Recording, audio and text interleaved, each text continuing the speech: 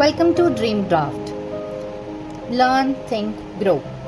Today we will quickly and clearly understand one of the most important topic of class 10th physics, that is reflection and refraction of light. From mirrors to the glasses, from straight paths to the bending light. Let's break it all down simply. Let's get started. So first question हमारा arise होता है कि what is light? Light है क्या? Light is a form of energy that enables us to see objects. Light क्या है? एक form of energy है जो हमें ऑब्जेक्ट्स को देखने के लिए हेल्प करती है. It travels in a straight line. ये स्ट्रेट लाइन में मूव करती है, ट्रेवल करती है when in a medium. And the speed of the light in vacuum is approximately 3:10⁸ meter per second. Now let's discuss what is reflection of light. Now there are the laws of reflection. The incident ray, reflected ray and the normal all lie in the same plane. Reflection of light क्या कहती है कि जो incident ray है, reflected ray है और जो normal रे है वो सारी क्या है, एक ही प्लेन में लाई करेंगी. And the angle of incidence, जो हमारी एंगल ऑफ इंसिडेंस होगा जिसे हम आई कहते हैं, और जो हमारा एंगल ऑफ रिफ्लेक्शन होगा जब वो लाइट रिफ्लेक्ट होके वापस जाएगी, जो वो होगा आर होगा, वो दोनों क्या होंगे, इक्वल होंगे. Now there are two types of reflection. Reflection क्या है, दो तरह की होती है. क्या होती है, एक तो होती है रेगुलर रिफ्लेक्शन, एक होती है डिफ्यूज्ड रिफ्लेक्शन. रेगुलर क्या होती है, फ्रॉम द स्मूथ सर्फेसिस. जो स्मूथ सर्फेस से लाइट रिफ्लेक्ट होती है उसे बोलते हैं regular reflection. And it gives the clear image like mirror. हम मिरर में देखते हैं ना तो हम क्लियरली दिखाई देते हैं, और वो जो होता है स्मूथ सर्फेस होता है वो क्या है, regular reflection. And the second one is diffuse reflection. Diffuse reflection है फ्रॉम द रफ सर्फेस. जो रफ सर्फेस होगा जिसमें हमारे पास कोई क्लियर इमेज नहीं होगी उसे बोलते हैं डिफ्यूज रिफ्लेक्शन. जैसे कोई मिरर खराब हो जाए, कोई पानी है खड़ा हुआ, अगर वो हिल रहा है ना, वेवी मोशन में है, हम दिखाई तो देते हैं बट वो नॉट क्लियरली होता है, तो उसका जो तब सरफेस क्या हो जाता है, रफ हो जाता है, तो वो जो रिफ्लेक्शन दिखाई देती है वो कौन सी होगी, diffuse reflection. Now here are some important terms you should remember. First is what is incident ray. Incident ray क्या है, ray of light falling on the surface. जो ray fall करेगी surface के ऊपर उसे बोलते हैं incident ray. What is reflected ray? Reflected ray है ray of light bouncing off the surface. जो surface से bounce back करेगी, जो reflect होके वापस आएगी उसे बोलते हैं reflected ray. और जो normal है वो क्या है, perpendicular है to the reflecting surface at the point of incidence. जिस पॉइंट के ऊपर लाइट फॉल करेगी सरफेस के ऊपर, वो जो पॉइंट ऑफ इंसिडेंस होगा उससे जो परपेंडिकुलर होगा, कब कहाँ किसके ऊपर, टू द रिफ्लेक्टिंग सरफेस, उसे बोलते हैं normal. And what is angle of incidence. Angle of incidence क्या है, एंगल बिटवीन द इंसिडेंस रे एंड द नॉर्मल. जो नॉर्मल और इंसिडेंस रे के बीच में एंगल होगा उसे एंगल ऑफ इंसिडेंस बोलेंगे, और जो रिफ्लेक्टेड रे और नॉर्मल के बीच होगा उसे बोलते हैं angle of reflection, that is R. ठीक है, ये कुछ इंपॉर्टेंट टर्म्स थी जो हमें पता होनी चाहिए कि किसे क्या कहती हैं. अब हमारे पास स्फेरिकल मिरर्स हैं. स्फेरिकल मिरर हमारे पास दो तरह के हैं, एक तो कनकेव मिरर और कन्वेक्स मिरर. फर्स्ट हम देखते हैं कि कनकेव मिरर क्या होता है और कन्वेक्स मिरर क्या होता है.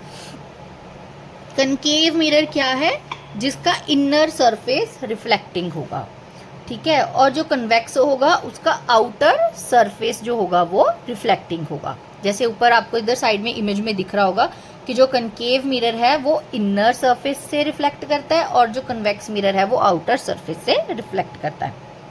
Now here are some important terms जो हमें याद रखनी है कि जब हम इन मिरर्स से इमेजेस कैसे बनती है उसके लिए जो कुछ पॉइंट्स हैं, टर्म्स हैं, वो हमें पता होनी चाहिए. Now what are these terms. सबसे पहले है पोल. जो सेंटर ऑफ मिरर होगा उसे पोल कहते हैं, centre of the mirror surface. जो हम मिरर सरफेस का जो बिल्कुल सेंटर होगा उसे पोल कहते हैं। And the centre of the sphere of which the mirror is a part. और सेंटर ऑफ कर्वेचर क्या होगा कि जो जिस स्फीयर से हमने वो मिरर का पार्ट लिया है उसका जो सेंटर होगा उसे बोलते हैं centre of curvature. And what is radius of curvature? जो डिस्टेंस होगा between the pole and the centre of curvature उसे बोलते हैं radius of curvature. And what is principal axis? Principal axis is the line joining P and C, that is pole and curvature. Pole और curvature को जो line join करती है उसे principal axis बोलते हैं। And we have focus. Focus क्या है? Point where rays parallel to the axis meet, जहाँ जो rays parallel to the axis होंगी वो मीट करेंगी कनकेव लेंस में।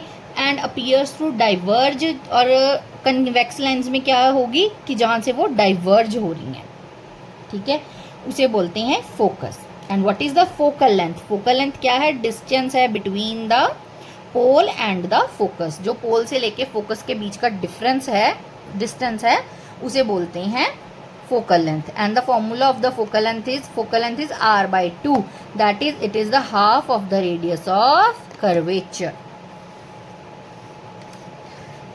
चलो मैं अभी आपको ये सारी चीज़ें ना इस पे बताती हूँ कि डायग्राम में कि कनकेव मिरर में ये चीज़ें कहाँ हैं और कन्वेक्स में कहाँ हैं। चलो, जैसे मैंने आपको बताया कि जो कनकेव मिरर होता है उसका इनर सरफेस जो होता है वो होता है रिफ्लेक्टिंग। तो इसमें जो भी इमेज बनेगी या रे रिफ्लेक्ट होगी वो कहाँ से होगी? इनर सरफेस से होगी, ठीक है। तो अब जो मैंने ये पार्ट लिया है, जो ये मिरर का जो पार्ट है, इसका जो भी जिस सर्कल से मैंने ये लिया है उसका जो सेंटर है उसे बोलते हैं सेंटर ऑफ कर्वेचर। क्या कहते हैं? Centre of curvature. और इस सेंटर ऑफ कर्वेचर से हाफ क्या है? फोकस, ठीक है।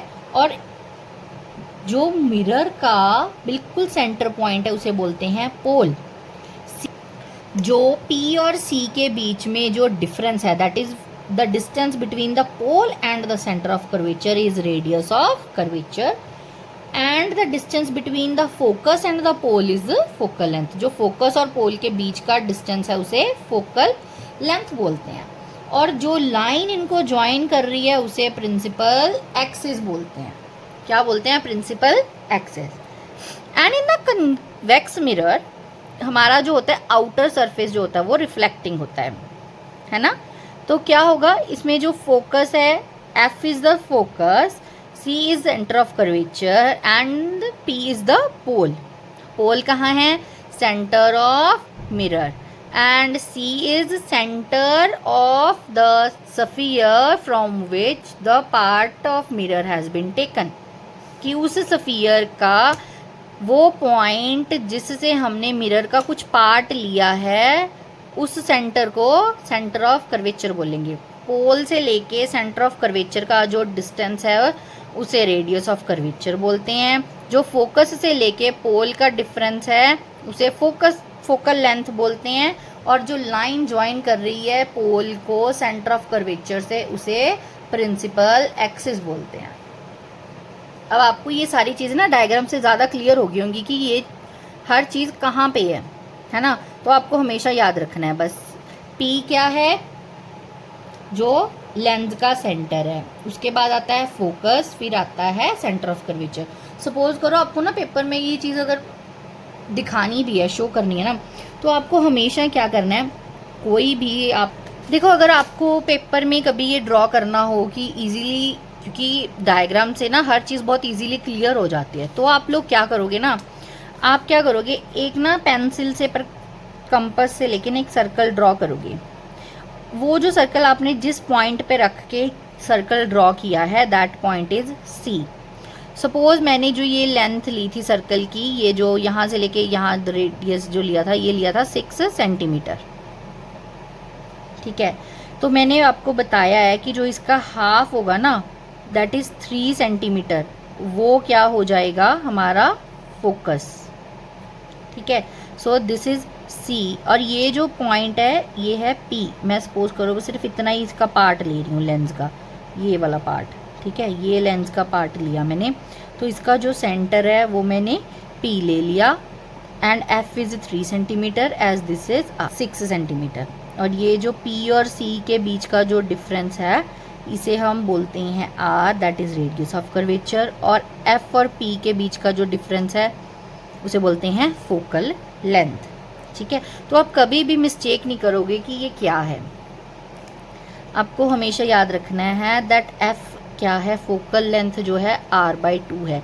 हमारी अगर radius of curvature that is distance between, किसके बीच का डिस्टेंस है ये, P एंड C के बीच का जो डिस्टेंस है वो R, रेडियस ऑफ कर्वेचर। और जो फोकल लेंथ है वो क्या होगी, डिस्टेंस है, फोकल लेंथ क्या है, distance between F and P, focus और पोल के बीच के जो डिस्टेंस है उसे फोकल लेंथ बोलते हैं। ठीक है, और ये जो लाइन हमने ये ड्रॉ की है, ये जो ज्वाइन करती है, इसे क्या कहते हैं, प्रिंसिपल एक्सिस। क्या बोलते हैं, प्रिंसिपल एक्सिस।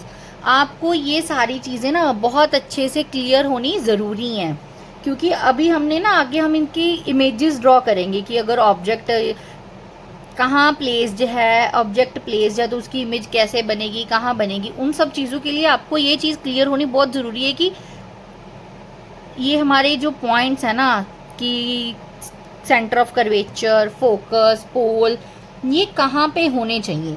जब आप ड्रॉ करोगे, अगर आप बिल्कुल एग्जैक्ट मेजरमेंट से ड्रॉ करोगे ना, तो आपकी इमेज कभी भी गलत ड्रॉ नहीं होगी। बच्चों को ना पेपर में यही मुश्किल लगता है। हमें पता तो, लर्न तो हम फटाफट कर लेते हैं कि हाँ मैं ऑब्जेक्ट, इसके ऊपर ऑब्जेक्ट हमारा बियॉन्ड सी है तो मेरी इमेज कहाँ बनेगी, फिर सी पे है तो इमेज कहाँ बनेगी।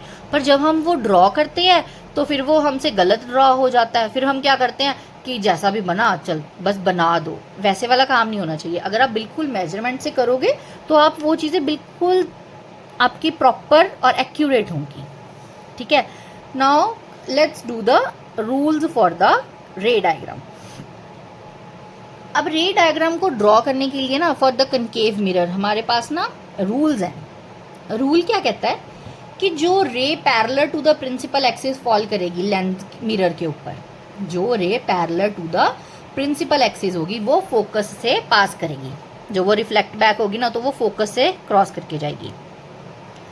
कहता है जो सेंटर ऑफ कर्वेचर से पास करेगी वो सेंटर ऑफ कर्वेचर से ही वापस चली जाएगी। ठीक है, रे थ्रू फोकस, जो रे फोकस से पास करेगी वो प्रिंसिपल एक्सिस के पैरेलल चली जाएगी। देखो ऑपोजिट हो गया ना, कि जो प्रिंसिपल एक्सिस से पैरेलल होगी वो फोकस से निकलेगी, जो फोकस से निकलेगी वो प्रिंसिपल एक्सिस के साथ रिफ्लेक्ट हो जाएगी बैक। और जो इमेज डायरेक्टेड एट पोल होगी, जो इमेज पोल के ऊपर जाएगी वो लॉ ऑफ रिफ्लेक्शन फॉलो करेगी, that is I is equals to R। Law of reflection क्या कहता है, angle of incidence is equal to angle of reflection. वो इसे फॉलो करके रिफ्लेक्ट हो जाएगी।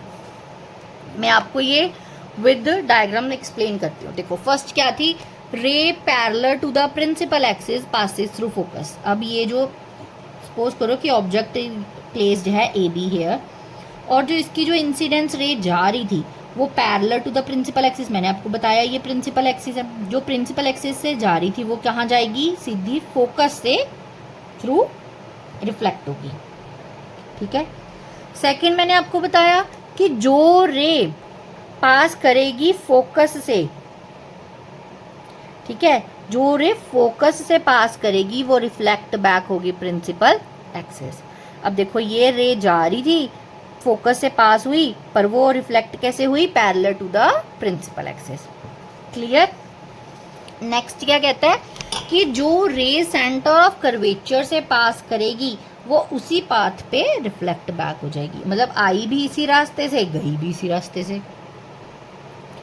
पर कहता अगर कोई रे पोल के ऊपर गई, पोल के ऊपर जाएगी तो वो सेम एंगल से रिफ्लेक्ट बैक हो जाएगी।